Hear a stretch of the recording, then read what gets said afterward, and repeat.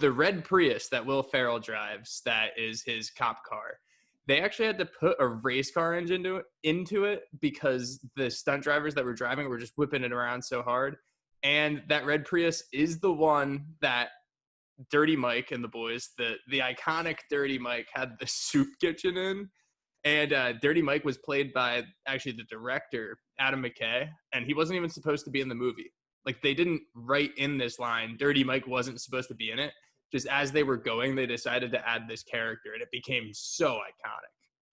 It's amazing that the character doesn't exist, and just the way that Adam McKay makes films, he ends up in there, and he says like, he's probably in it for a total of 2 minutes, but the idea of Dirty Mike and the boys is all throughout the movie.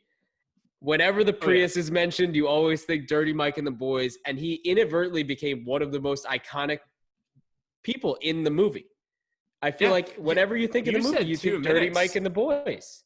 Yeah, you can't not think about Dirty Mike. When you said 2 minutes, I honestly, screen time, I would bet he only had like 30 seconds. Like, and I think he only has... He was in it, once. I think the one time. Yeah, twice. Twice, I think. Yeah. Or was it just... I think it was just the one. Either way, I mean, to have that lasting impact on the movie and your character wasn't even supposed to be in it is incredible.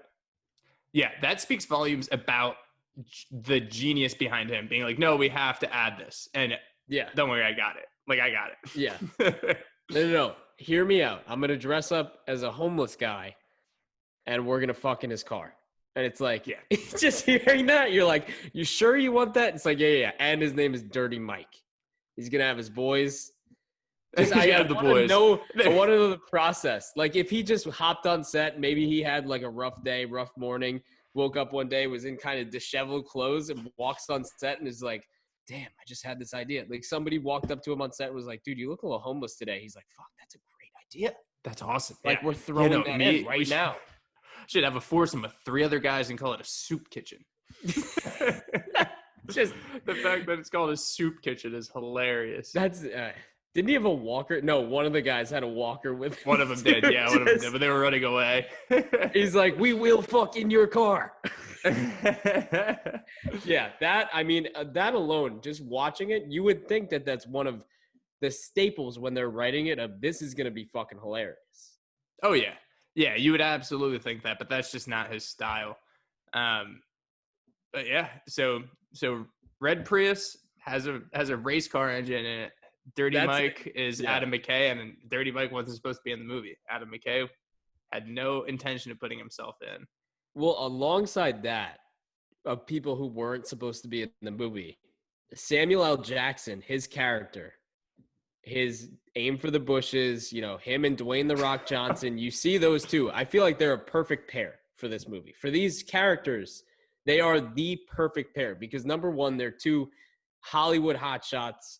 You know them as playing either the action hero, the badass, whoever they are. Yep. They're the perfect archetype for these badass cops who just, do whatever they want.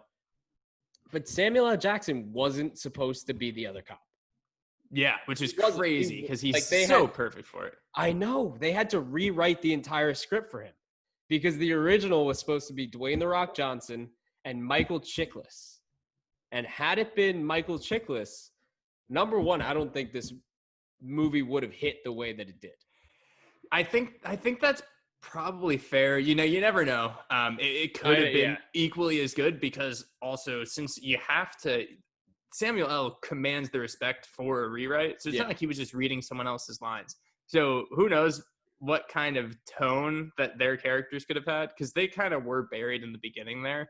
But I mean, it doesn't matter if you only have a limited role in the beginning or what. These two were just incredible. I know. And I don't – just the screen presence that he has in his first – what would you say? He's in the first 20 minutes? I think probably around 20. Yeah, I would say 20. And I feel like even his character, I mean, Dwayne "The Rock" Johnson is even the more understated of the two. So to have somebody come in and change that dynamic so much is I feel like the movie would have gone, I mean, not to say that he was one of the main characters, but in a way, he sets the tone for the movie in such a way, even in the scene where he comes in and he's thanking everybody for their work. And then Will Ferrell's like, "Hey, you're welcome." And he's like, "Shut the fuck." Like, even that scene, he goes off on Samuel Will L. Ferrell. reaction. Yeah. You don't get that with anybody else. No. And I honestly, I'm pretty sure Chiklis, didn't he turn down the role? Like, maybe he didn't think the movie was going to be what it was, or I mean, how do you turn down that role? He had another gig. I think he was doing a show on Fox. So he turned down the gig for an actual, I think it was a network show. He was like, I can't do this right now. It's kind of like similar to what I'm going to be doing there. I'd rather be doing the show than the movie. Right. So then they were like, who else can we get? Reached out to Samuel L. Jackson. I think Adam McKay actually like gives the producers all the credit for reaching out.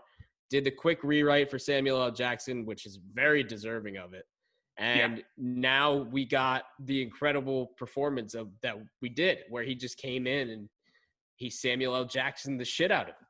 He really did Samuel L. Jackson the shit out of it. It really, I mean, it's so funny with those two because you were saying like they're such action stars, which they absolutely are, but they're such charismatic, good actors that their comedic roles are always incredible too. Oh, yeah. So like you can't pick two better people for this movie. You cannot pick two better people for this movie than of those being the guys, whereas Mark Wahlberg and Will Ferrell are the other guys.